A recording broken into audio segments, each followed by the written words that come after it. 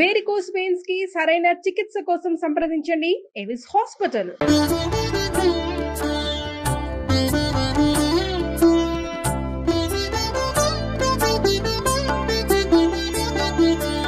నమస్కారం. మాఘపురాణం 9వ అధ్యాయంలోకి వచ్చాం. కార్తవీర్యార్జునుడికి దత్తాత్రేయ స్వామి చెప్తున్న కథలు ఒక కథ అయింది, రెండో కథలోకి వస్తున్నాం అనమాట. ఈయన దత్తాత్రేయులు శివపూజను గురించి కార్తవీర్యార్జునుడికి తెలియజేస్తున్నారు. పూర్వం శ్రీరామచంద్రుడు రావణాసురుణ్ణి సంహరించడానికి సముద్రం మీద వారధి కట్టిన చోట శివలింగాన్ని ప్రతిష్ఠ చేసి శివుని ధ్యానించి వారధి కట్టి రావణుణ్ణి చంపారు. అట్లాగే ఈ హనుమంతుడు కూడా సముద్రాన్ని దాటేటప్పుడు శివుణ్ణి ధ్యానించి రామునికి నమస్కరించి మహాబలాన్ని సంపాదించి సముద్రాన్ని దాటారు. అయితే మనం మామూలుగా ఏం తెలుసుకుంటామంటే రాముల వారు తిరిగి వచ్చాక సీతాదేవితో కలిసి అక్కడ రామేశ్వర లింగాన్ని ప్రతిష్ఠ చేశారని చెప్పుకుంటాం. ఏదో క్యాజువల్గా రాశారు. ఈ కథలో ఉన్నది కూడా నిజమే అయ్యి ఉండొచ్చు. సైకత లింగాన్ని చేసి పూజ చేసిన తర్వాత ఆయన వారధి కట్టి ఉండవచ్చు. తర్వాత కూడా ఇక్కడ చేయబడింది. దాన్నే మనం రామేశ్వరం తెలుసుకుంటాం. మనం ఎలా చెప్తారు, ఈ చార్ధామ్ యాత్ర అంటాం కదా, 4 ధామాల యాత్రలో రెండవది రామేశ్వరమే. తప్పనిసరిగా దర్శనం చేయవలసిన శివక్షేత్రాల్లో రామేశ్వరం అత్యంత ముఖ్యమైనది. రాముల వారు స్వయంగా చేసినటువంటి ప్రతిష్ఠ, సీతాదేవి చేసిన సైకత లింగాన్నే ప్రతిష్ఠ చేశారట. తర్వాత ఆంజనేయులు ఇంకో శివలింగాన్ని తీసుకొచ్చారు, ఆ లింగ దర్శనం కూడా అవుతుంది. అలా దాని గురించి చెప్తున్నారు.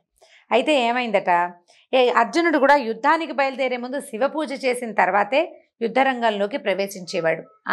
ఇలా అందరూ శివపూజ చేస్తారు. శివపూజ అత్యంత మహత్తరమైంది అని చెప్పుకోవటం కోసమే ఈ 3 విషయాలు చెప్తున్నారనమాట. మరెందరో మహానుభావులు శివుని ధ్యానించి జయము చేకూర్చుకున్నారు. స్త్రీలు తమ మనోవాంఛలు పొందేవారు.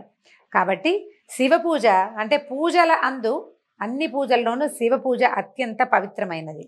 అలాగే నదులలో గంగా నది పరమ పవిత్రమైనది. శివ పూజే మంచిది, విష్ణు పూజ చేయమన్నారు నిన్న, ఇవాళ శివ పూజ చేయమంటున్నారు అని అడగండి, నేను చెప్పటం లేదు.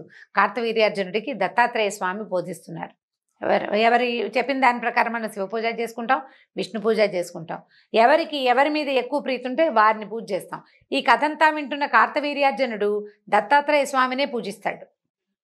కాబట్టి ఇలా వేరే వేరే భావాలతోటి ఉన్నానని భావించకండి, పురాణంలో ఉన్నదే చెప్పుకుంటున్నాం మనం. అయితే గంగాజలం విష్ణుపాదం నుంచి పుట్టింది. విష్ణు పాదాల నుంచి పుట్టినటువంటి గంగానది స్వర్గంలో ఉండేది మొదట. తర్వాత భగీరథుని కోరిక ప్రకారం భూలోకానికి వచ్చింది. మార్గ మధ్యంలో అంటే భూలోకానికి రావాలంటే గంగను భరించే వాళ్ళని కోసం ప్రయత్నం చేస్తే శివుడే గంగని భరించగలడని పరమశివుడి తలపైకి తొలిగా స్వర్గం నుంచి వచ్చింది.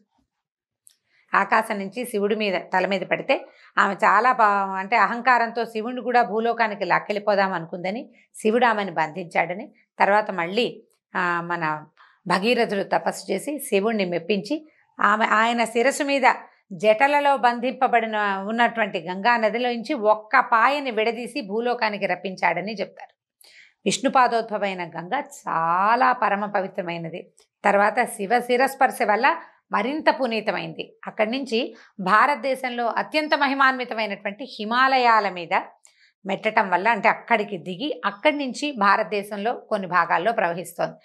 ఇన్ని చోట్లకి ఆమె ప్రవహించిన అత్యద్భుతమైన ప్రదేశాల వల్ల గంగకి ఎంతో పవిత్రత లభించింది. అయితే ఇది ఏంటంటే సర్వపాపహరమైనది. ఈ రకమైన పవిత్రత వల్ల ఇన్ని చోట్ల నుంచి విష్ణువు యొక్క పాదం నుంచి పుట్టి శివుని శిరస్సు మీదకి దిగి అక్కడి నుంచి హిమాలయాల్లోకి దిగొచ్చింది. అసలు గంగలో ఒకసారి స్నానం చేస్తే ఆ స్నానాన్ని తలుచుకున్నప్పుడల్లా సంతోషం వస్తుందని చెప్తారు. మనం రోజు చేయలేకపోతాం. మనమేమో భారతదేశానికి ఈ పక్కన ఉన్నాం, ఆవిడేమో నార్త్ ఇండియాలో ఉంది గంగ. అయినా కూడా చూడండి, ఏ కాశీ వెళ్తే ఎవరైనా ఒక గంగ చిన్న చెంపు పట్టుకొస్తే అత్యంత పవిత్రంగా భగవంతుడి దగ్గర ఈ పూజా మందిరంలో దాచుకుంటాం. గంగాజలం ఇల్లంతా చల్లుకుంటే పవిత్రం అవుతుందని భావిస్తాం. అంత పావనమైనటువంటి గంగలో స్నానం చేయగలిగే అవకాశం ఎంతో గొప్పదట. ఏం చెప్తున్నారు గంగాజలం గురించి? ఏం చెప్పాలంటే, ఒకవేళ మనం మన ఇంట్లోనే ఏదో స్నానం చేసాం, గంగ గంగ గంగ అని 3 పర్యాయాలు కనుక గంగని తలుచుకుంటే మనం స్నానం చేస్తున్న నీటికి కూడా గంగ అంత పవిత్రత వస్తుందట. మామూలుగా మనం పూజ చేసేటప్పుడు చూడండి, కలశంలో నీళ్ళు పెట్టుకుంటాం. గంగే చెయ్యమును చైవ గోదావరి సరస్వతి నర్మదే సింధు కావేరి జలేస్మిన్ సన్నిధిం కురు అని చెప్పుకుంటాం. అంటే గంగా యమున ఆ నదులన్నీ నీళ్లతోటి సమానం కావాలి అని ఒక మంత్రం చెప్పుకొని మన దగ్గర ఉన్న చెంబులో నీళ్లు కలశోదకాన్ని గంగా తీర్థంగా అంటే సర్వ నదీ తీర్థంగా భావిస్తాం. 3 సార్లు కనుక గంగ పేరు తలుచుకుని మనం ఏ నదిలో స్నానం చేసినా మన పక్కన ఇంటి పక్కన ఉన్న చెరువులో స్నానం చేసినా వాపి కూపతటాకాదుల్లో ఎందులో స్నానం చేసినా సరే గంగ నామం జపిస్తే ఆ నీరు గంగా నది నీరు అంత పవిత్రమైపోతుందట. అలాంటి ప్రభావం కలిగింది గంగ నామం. అయితే ఈ విషయాన్ని కార్తవీర్యార్జునుడికి దత్తాత్రేయ స్వామి చెప్తున్నారు. కొంతకాలం కిందట కథ చెప్తున్నారనమాట. మగధ రాజ్యంలో పురోహిత వృత్తితో జీవిస్తున్నటువంటి 4 బ్రాహ్మణులు ఉండేవాళ్ళట. ఈ పౌరోహిత్యం అది చేసేవాళ్ళు ఎక్కువ మంది ఒకే సమూహంగా ఉంటారు. ఎవరికి ఏ అవకాశం వచ్చినా 4 పంచుకుంటారు. హోమాలు వాటికి మనుషులు ఎక్కువ మంది కావాల్సి వస్తారు కదా. వీళ్ళు 4 ఒక చోట ఉండేవాళ్ళట. ఈ 4కి 4 కుమార్తెలు ఉన్నారట. తలా ఒక అమ్మాయి ఉంది. అందరూ వివాహ యోగ్యం కలిగిన వయసు వచ్చిన వాళ్ళే అనమాట. ఒకనాడు ఏమైందట, ఆ గ్రామం కోనేటిలో స్నానం చేయడానికి వీళ్ళు నీళ్లు తెచ్చుకోవడానికి వెళ్ళారు. వెళ్తే అక్కడ ఒక గురుకుల విద్యార్థి వచ్చాడు. ఆ కుర్రాడు ఏం చేశాడంటే బట్టలు విడిచి పక్కన పెట్టి ఓ చిన్న గావంచ కట్టుకుని నీళ్ళల్లోకి దిగాడు. ఈ కన్యలు 4 ఆ అబ్బాయి మీద మనసు పడ్డారు. 4 అమ్మాయిలకి అబ్బాయి నచ్చాడు. నచ్చేసరికల్లా ఏం అడిగారు, దగ్గరికి వెళ్ళి నువ్వెవరివి ఏమిటంటే ఫలానా గురుకులంలో విద్యార్థిని అన్నాడు. సరే నీకు వివాహం కాలేదు కదా, బ్రహ్మచారివి, మమ్మల్ని వివాహం చేసుకోమని అడిగారు. అడిగేసరికల్లా బ్రాహ్మణ అబ్బాయి ఏమన్నాడు, నాకు చదువు పూర్తి కాలేదు, నేను ఇంకా విద్యార్థినే, వివాహ యోగ్యత రాలేదమ్మా నాకు, నేను వయసు వచ్చింది కానీ ఇంకా చదువు అవ్వాలి, మా గురువాజ్ఞ అయితే కానీ నేను వివాహం చేసుకోలేను అనేసరికల్లా అమ్మాయిలు ఊరుకోలేదట. ఊరుకోకుండా కొంచెం వెంబడబడ్డారు. నీళ్లు చల్లటం మీద దగ్గరికి వెళ్ళిపోవటం, ముట్టుకోవడానికి ప్రయత్నం చేయటం, అంటే ఎలాగైనా అతన్ని ఒప్పించాలని భావించేశారు. అంటే తెగించేశారు అమ్మాయిలు. తెగించేసరికల్లా విసుగు పుట్టిపోయింది. అతను ఎంత తప్పించుకుంటున్నా సరే వీళ్ళు వెంట పడుతున్నారు. కసురుకుంటున్నాడు, ఇలా చేయబోకండి, నేను వెళ్ళాలి, మా గురుగారు పిలుస్తాడు, మీ నాన్నలు వస్తే మంచి తండ్రులు వస్తే మంచివాళ్ళు కాదు, బాగుండదు ఈ పద్ధతి, ఇలా చెయ్యొద్దు, నా వెంట పడద్దని అతను ఎంత కసురుకున్నా కూడా ఒప్పుకోలేదు. ఒప్పుకోపోతే అతను విసుగు పుట్టి, ఏమిటి ఇట్లా నా వెనకాల పడతారు, భూతప్రేత పిశాచాలు పీడించినట్టు పీడిస్తున్నారు, మీరు 4 పిశాచాలు అయిపోండి అని శపించాడు అబ్బాయి. 4 అమ్మాయిల్ని శపించాడు. శపించేసరికల్లా ఈ అమ్మాయిలకు ఒళ్ళు మండిపోయింది. నువ్వేం బ్రహ్మచారివి, 4 ఆడపిల్లలు మమ్మల్ని పెళ్లి చేసుకోమని అడుగుతుంటే ఒప్పుకొని వాడివి, పైగా మమ్మల్ని శపిస్తావా, నువ్వు కూడా పిశాచాన్ని అయిపోమని అమ్మాయిలు కూడా శపించారు. దాంతో ఏమైంది, 4 + 1 5 అక్కడ పిశాచాలుగా ఉండి ఆ కొలం దగ్గరే ఉండిపోయారు.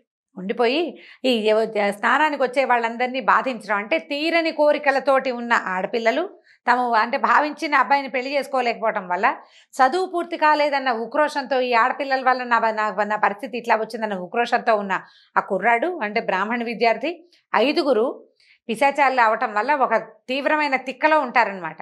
ఈ వచ్చిన వాళ్ళందరినీ బట్టలు లాగేసేయటము, వాళ్ళు తెచ్చుకున్న వస్తువులు దొర్లించేయటము, వాళ్ళు తెచ్చుకున్న ఆహారాన్ని లాక్కుని తినేయటము, ఇట్లా కోనేటి దగ్గరికి వచ్చిన ప్రతి వాళ్ళని పీడించేవాళ్ళు.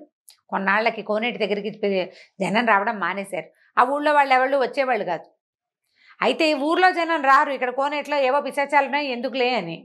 కాకపోతే పై ఊళ్ళ నుంచి వచ్చేవాళ్ళు దేవాలయం పక్కన ఉన్నటువంటి కోనేటికి, ఊళ్ళో ఉన్న కోనేరు అదే, ఊర్లో నుంచి వస్తున్న వాళ్ళు ఏం చేస్తారు, ఇక్కడ కోనేరు ఉంది కదా అని నీళ్ళకి దిగుతారు. వాళ్ళు వీళ్ళకి దొరికిపోతుండే వాళ్ళు ఎప్పటికప్పుడు. పై ఊళ్ళ నుంచి వచ్చే వాళ్ళకి ఏం తెలుస్తుంది, ఇక్కడ పిశాచాలు ఉన్నాయో రాక్షసులు ఉన్నారో తెలియక దిగుతారు. వీళ్ళు వాళ్ళ వెంటపడేవాళ్ళు అనమాట 5. ఒకనాడు ఒక సిద్ధుడు ఆ కోనేటి దగ్గరికి వచ్చాడట. వచ్చేసరికల్లా వాళ్ళు ఆయన దగ్గరికి వచ్చారు.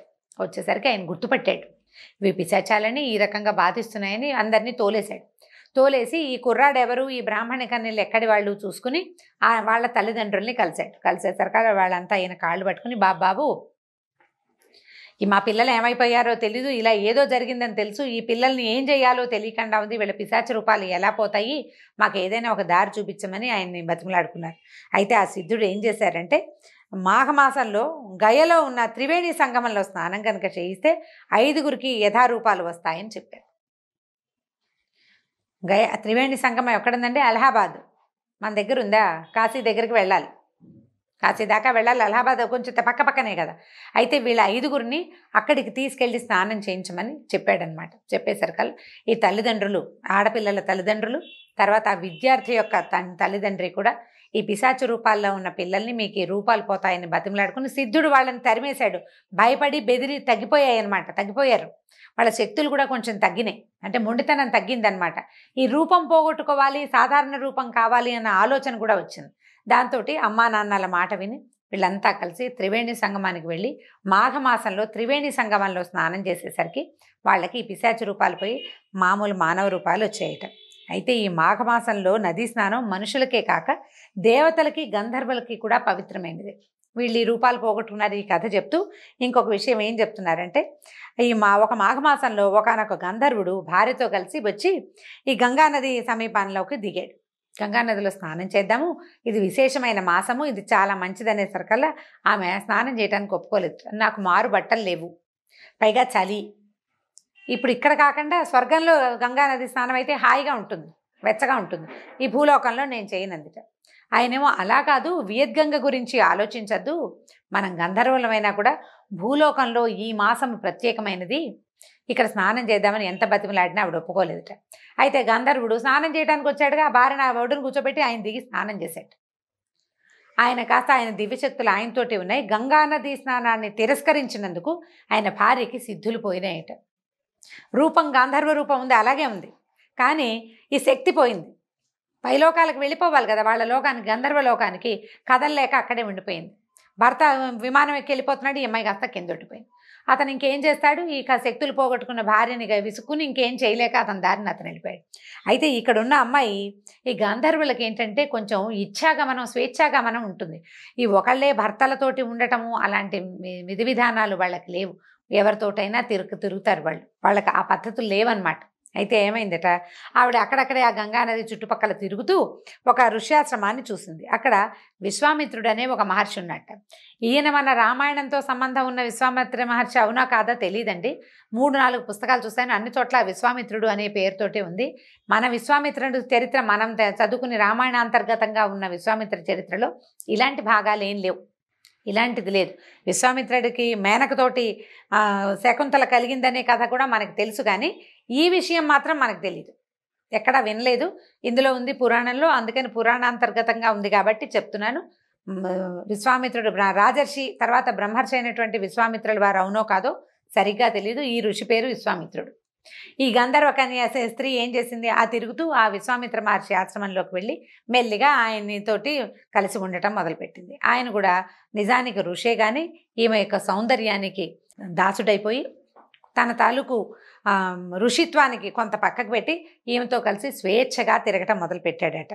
అయితే కొంతకాలం తర్వాత ఏమైంది, ఈ గంధర్వుడు తిరిగి వచ్చాడు భార్య ఏం చేస్తుందో చూడ్డానికి. అంటే ఆయన స్త్రీ కదా, చూసేసరికల్లా ఈ విశ్వామిత్రుడితో కలిసి తిరుగుతున్న భార్యను చూసేసరికి ఆయన ఒళ్ళు మండిపోయింది, పిచ్చి కోపం వచ్చేసిందట. స్నానం చెయ్యి, మంచిది అని చెబితే చెయ్యవు, కానీ నువ్వు ఇలాంటి పనులు బాగా చేస్తావు, పాషాణాన్ని వైపో నువ్వు అని భార్యను శపించాడు. శపించి, నువ్వు ఋషివయ్యుండి గంధర్వ స్త్రీతోటి సంపర్కం పొందుతావా, నీకు బుద్ధి లేదా, కోతి ముఖం వాడి వైపోమని విశ్వామిత్రుడిని శపించాడట. ఋషికి కోతి ముఖం వచ్చేసింది. ఆ స్త్రీ ఏమో పాషాణంగా మారిపోయింది. గంధర్వుడు కోపావేశంతో వెళ్ళిపోయాడు. వెళ్ళిపోయేసరికల్లా కొంతకాలానికి నారద మహర్షి అక్కడికి వచ్చాడు. ఈ వానర ముఖంతో ఉన్నటువంటి ఈ ఋషిని చూసేసరికల్లా ఆ ఋషి కూడా దుఃఖంతో నారద మహర్షి శరణి వచ్చాడు. అయ్యా, ఇలా మోహావేశానికి లోనై నేను ఈ పొరపాటు చేశాను, ఈ ముఖాన్ని ఎట్లా పోగొట్టుకోవాలో తెలియటం లేదంటే ఈ నారద మహర్షి ఏం చెప్పాడంటే, క్షణభంగురమైన తుచ్చమైన కామవాంఛకి లోబడి తపశక్తి అంతా పోగొట్టుకున్నావు నువ్వు, కాబట్టి ఒక పని చెయ్యి, గంగానది స్నానం చెయ్యి, నేను చేసిన పొరపాటుకి నన్ను క్షమించమని. ఇది మాఘమాసం, అంటే సంవత్సరానికి తిరిగి వచ్చాడనమాట గంధర్వుడు. మళ్ళీ మాఘమాసానికి వచ్చాడు. మాఘమాసం గంగానది స్నానం చేస్తే ఈ పాపం పోగొట్టుకున్నవాడు అవుతావు. నీ కమండలంతో, అంటే స్నానం సంధ్యాదులు ముగించుకుని నీ కమండలంతో, ఆయన తెచ్చుకుంటారు కదా పాత్ర ఉంటుంది, కమండలం తెలిసే ఉంటుంది అందరికీ. ఆ కమండలంతో నీరు తెచ్చి ఈ పాషాణం మీద జల్లు, తర్వాత ఈవిడేమో అమ్మాయి దారిన అమ్మాయి వెళ్ళిపోతుందని చెప్పాడు. అప్పుడు ఈయన విశ్వామిత్రుడు తను చేసిన పొరపాటుకి బహుదా చింతిస్తూ ఈ మాఘమాసంలో గంగానది స్నానం చేసి తన వానర ముఖాన్ని పోగొట్టుకున్నవాడై సంధ్యాదులు, శ్రీహరి పూజా విధానము అన్నీ కావించుకుని శివ పూజను కూడా సల్పంటే శివకేశవులు ఇద్దరిని పూజించి తర్వాత కమండలంతో నీరు తెచ్చి ఈ పాషాండం మీద చల్లాడు. దాంతో ఈ నీటి స్పర్శ తగలంగానే ఆ గంధర్వ స్త్రీకి రూపము వచ్చేసింది, ఆమె యొక్క శక్తులు కూడా తిరిగి వచ్చినాయి. ఆ స్త్రీ ఆమె అంతటా ఆమె దారిన వెళ్ళిపోయిందట. ఈ విధంగా పూర్వరూపాన్ని పొందినటువంటి విశ్వామిత్రుడు తపస్సుకి వెళ్ళిపోయాడు. అయితే ఇది దత్తాత్రేయ స్వామి కార్తవీర్యార్జునికి తెలియజేశారు. ఈ కథతోటి ఈ రోజు అధ్యాయం పూర్తయిందండి. మళ్ళీ కలుసుకుందాం. నమస్కారం.